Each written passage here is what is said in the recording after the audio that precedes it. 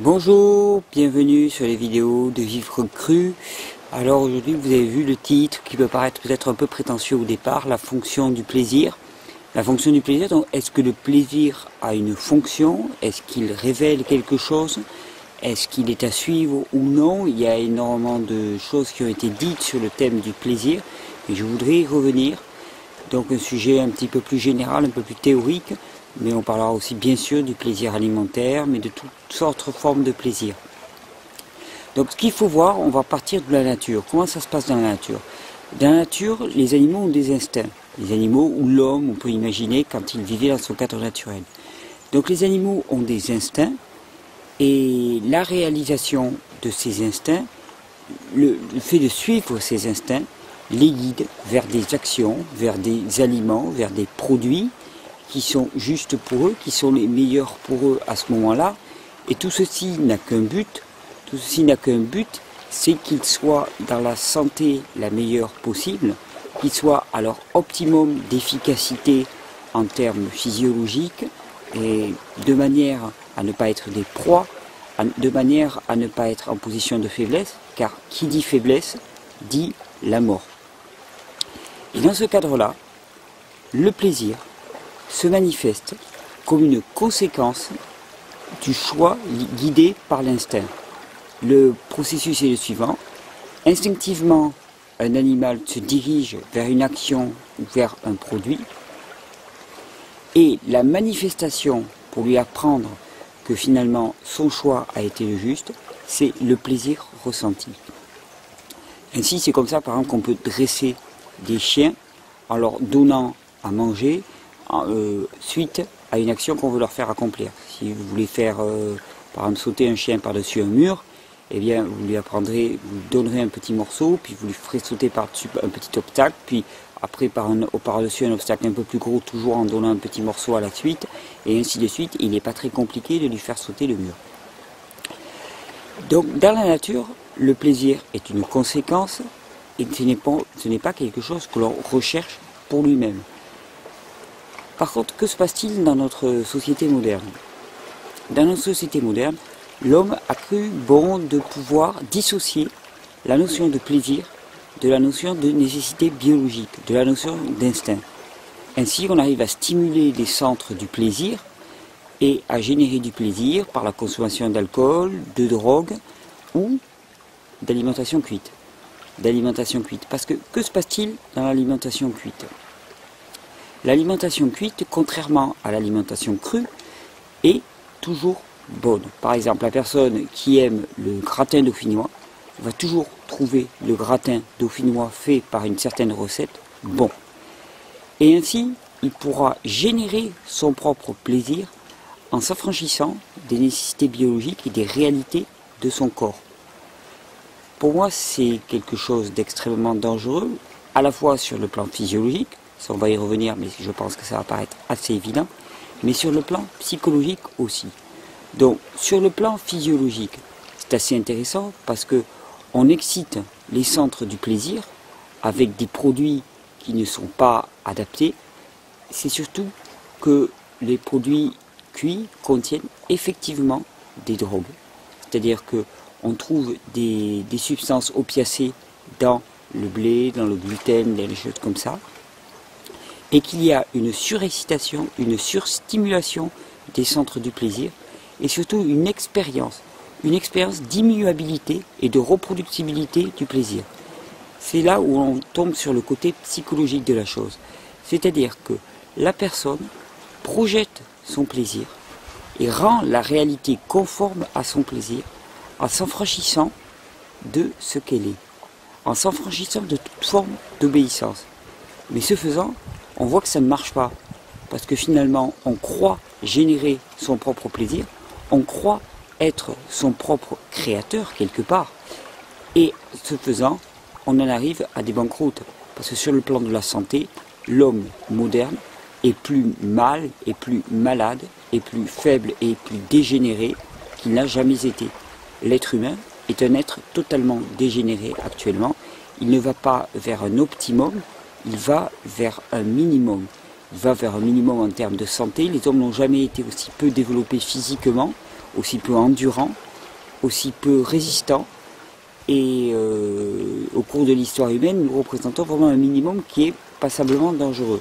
Mais nous représentons aussi une époque où l'on prétend s'adonner de manière inconsidérée au plaisir, au pseudo-plaisir, au faux plaisir, parce que l'on a déconnecté la notion de plaisir de la notion de nécessité. Ainsi, chez l'homme, il y a plaisir alimentaire quand il y a choix d'un aliment juste. Et comme maintenant on a réussi avec la nourriture cuite à générer des plaisirs qui s'affranchissent des choix alimentaires justes, le sens du plaisir est complètement perdu. Et ainsi c'est assez intéressant parce que quand une personne, de par ses connaissances, de par ce qu'elle a acquis, décide de passer à une alimentation crue, il y a tout un temps de transition dans lequel elle passe des plaisirs qu'elle connaissait de l'alimentation cuite à une alimentation crue qui ne génère pas au début le même type de plaisir. Alors pourquoi est-ce que ça ne génère pas le même type de plaisir? Premièrement parce que le corps est relativement encore intoxiqué par les molécules cuites, le goût, il y a une addiction physiologique, il y a une addiction psychologique, et donc le niveau de plaisir au départ n'est pas le même. Et ce faisant, qu'est-ce qui se passe dans l'individu? Il y a une angoisse qui monte, une angoisse de mort. Une angoisse de mort parce que la fonction de plaisir qui, bien sûr, était générée ex nihilo par l'alimentation cuite, mais reste reliée dans notre inconscient à la notion de survie, eh bien, ce plaisir est perdu. Donc l'homme, la personne qui démarre cette démarche, se trouve en danger de mort, se trouve en danger de mort imminente, tant qu'elle ne trouvera pas dans l'alimentation crue un plaisir au moins équivalent. En fait, par une bonne pratique, on trouve un plaisir qui est bien au-delà. Je ne peux pas vous dire à quel point il est au-delà, c'est difficile de chiffrer les échelles de plaisir, mais réellement, quand on reconnecte enfin la notion de plaisir à la notion de choix juste au niveau alimentaire, on atteint des états qui sont des états de plaisir extatiques. Les pratiquants de l'instinctothérapie parlent de phases lumineuses pour décrire ces moments où il y a une parfaite adéquation entre nos besoins et notre action. Phase lumineuse, ça doit parler à certains, c'est vraiment un moment de fusion totale, extatique, que l'on peut vivre. Donc, ce faisant, le temps que l'on redécouvre ce plaisir par l'alimentation crue, on est dans une zone de transition qui est extrêmement dangereuse et qui fait que beaucoup de personnes, après avoir donné un petit essai à l'alimentation crue, se retrouvent dans une position d'angoisse totale qui les fait revenir très violemment vers l'alimentation cuite.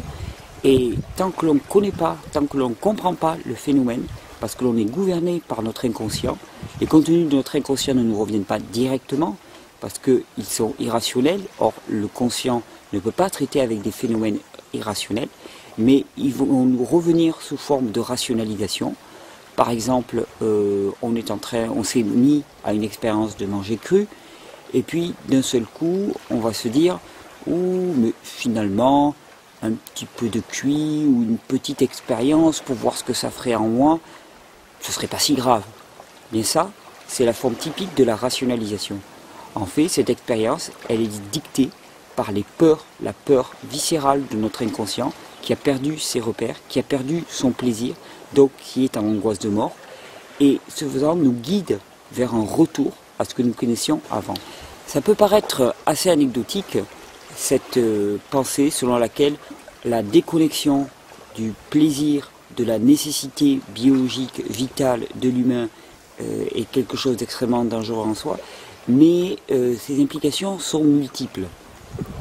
L'homme actuel, l'être humain à l'heure actuelle, se pose en tant que créateur de sa propre réalité et en tant que créateur de son propre plaisir. Et ce faisant, ce que l'on constate, c'est une débilisation des corps, c'est une destruction de tout notre environnement, et c'est vraiment une espèce humaine qui ne court pas vers un optimum, à mon sens, mais qui court vers un minimum. Et donc ça favorise une structuration paranoïaque de la pensée des êtres.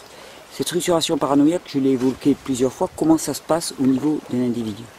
Un individu peut projeter son plaisir dans la mesure où il vit dans un contexte totalement dénaturé dans lequel il s'est rendu capable de générer un plaisir hors de toute nécessité biologique. Par exemple, il veut générer un plaisir, il va prendre une drogue pour générer ce plaisir. Il veut générer un plaisir, ça va être le cas typique dans le cas alimentaire, par exemple, de la projection du plaisir alimentaire qu'il va avoir dans quelques heures. Par exemple, tout à l'heure, je vais manger une bonne blanquette de veau. Donc il projette son plaisir, il sait intérieurement que son plaisir va être réalisé, et son plaisir est effectivement réalisé, parce que la blanquette de veau a toujours le goût de la blanquette de veau, contrairement à l'expérience que peut avoir quelqu'un qui est dans un régime instinctif crudivore, dans lequel finalement la réalisation du plaisir n'est conforme qu'à un choix juste.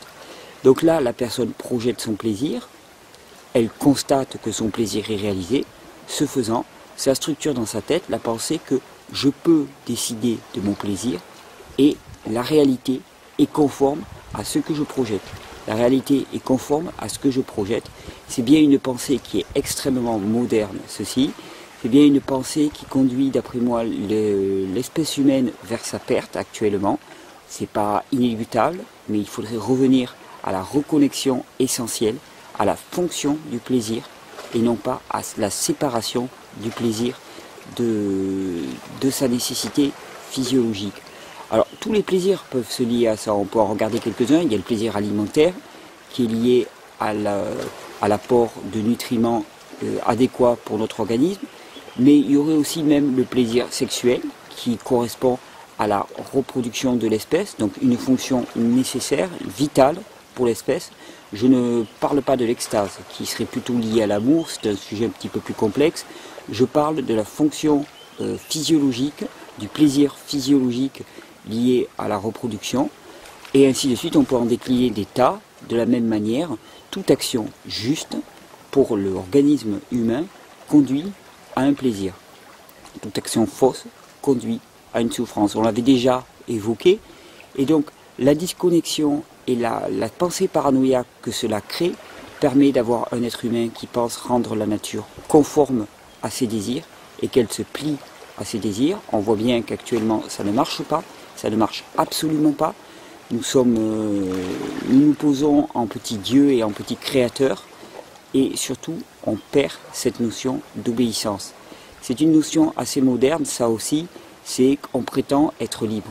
On prétend être libre, s'affranchir de toute nécessité, et on prétend pouvoir décider par nous-mêmes de tout ce que l'on est, et ça ne marche pas.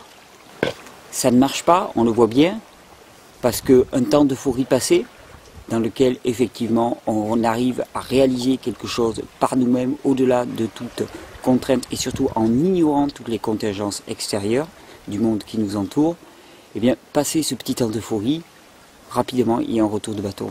Il y a un retour de bâton et on paye très très cher les conséquences.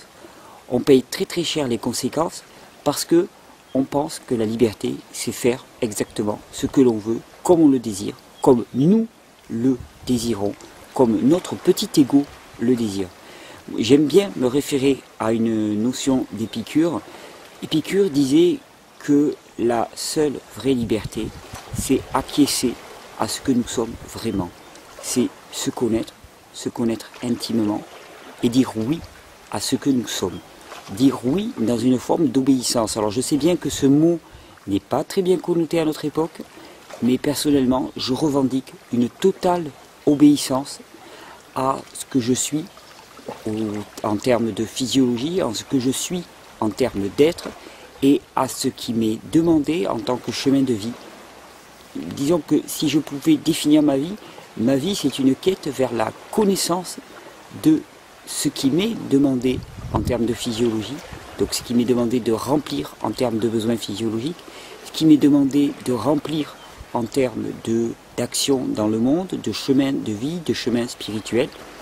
Et ce faisant, on se rend compte, là encore, c'est quelque chose qui est assez bien connu, que quand on est dans le bon chemin, dans le chemin qui est pour nous, non pas que l'on a choisi par délibérément sans tenir compte de ce que l'on est réellement, mais un chemin que l'on a ressenti intuitivement à l'intérieur de nous, le chemin qui nous est demandé de suivre, à ce moment-là, on est à son optimum au niveau d'efficacité, on est dans la joie, on est dans le plaisir. Et c'est une notion qui est très très très importante. Donc cette notion de liberté qui serait faire n'importe quoi, n'importe comment, pour moi, est le contraire total de la liberté. La réelle liberté, c'est l'obéissance à ce qui est. C'est l'obéissance de l'humain aux forces de la nature, c'est l'obéissance de l'humain à sa physiologie, et donc tout cela, ça passe aussi par la connaissance. Il n'y a que par la connaissance qu'on peut réellement savoir qui l'on est. La connaissance et la liaison à son corps. La liaison à son corps dans le ressenti de ses besoins. La liaison à son âme par le ressenti de ce qui lui est demandé et ne surtout pas se projeter comme son propre créateur. C'était un petit message que je voulais passer. Je pourrais développer ce thème si vous le voulez, mais cette déconnexion du plaisir des nécessités physiologiques réelles, elle peut vraiment, quand on projette ce concept-là sur différents aspects de notre vie moderne, elle peut expliquer tous les mal-être, tous les banqueroutes auxquels nous assistons actuellement. Il est vraiment temps de recréer une humanité qui va doucement vers son optimum. Il est vraiment temps de créer un homme réel et non pas quelque chose qui se pose de plus en plus comme son petit maître et qui finalement régresse de plus en plus. Et si ce type de réflexion pouvait contribuer un petit peu à mettre en marche quelque chose, j'en serais ravi. Ces réflexions, elles ne sont pas de moi, elles sont le fruit d'énormément de recherches d'énormément de personnes. Mais j'ai du plaisir à les partager avec vous. J'attends vos réactions et je vous souhaite une très belle journée et à très très bientôt avec les vidéos de Vivre Cru.